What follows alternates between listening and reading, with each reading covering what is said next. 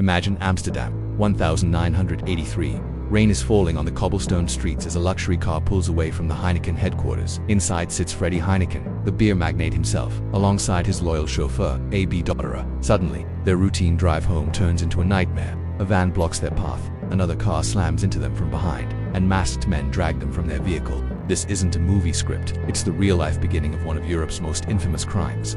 The masterminds behind this audacious plot were a group of young men, led by Willem Halliday and Cor van Hout. They weren't your typical hardened criminals. They were childhood friends from Amsterdam who meticulously planned the abduction for 2 years. They held Heineken and Dotterer captive in a specially prepared warehouse, chaining them to walls inside tiny, soundproof cells. While the city was in a frenzy, with headlines screaming about the kidnapping and police launching a massive search, the kidnappers began their negotiations. They demanded a ransom of 35 million Dutch guilders, which today is equivalent to over 16 million euros. It was the highest ransom ever demanded for an individual at the time. The negotiations were a tense game of cat and mouse, conducted through coded messages and newspaper ads and phone calls with distorted voices. Inside his cell, Freddie Heineken wasn't just a passive victim. He fought back psychologically, observing his captors, trying to gather information, and refusing to show fear. He famously told them, "You can chain my body, but you cannot chain my mind." After 3 long weeks, the ransom was finally paid.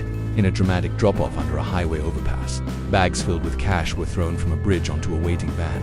The kidnappers collected their money and fled, leaving Heineken and Dotterer still chained in the warehouse. But their escape plan wasn't perfect. Acting on an anonymous tip, police stormed the warehouse just in time, finding the 2 men alive but weakened. What followed was a massive international manhunt.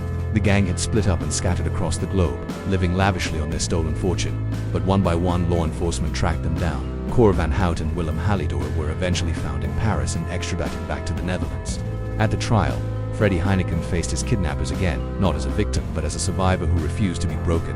The kidnappers were sentenced, but the story didn't end there. The Heineken case became a legend in Dutch crime history, a tale of audacity, psychological warfare, and a dramatic chase across continents.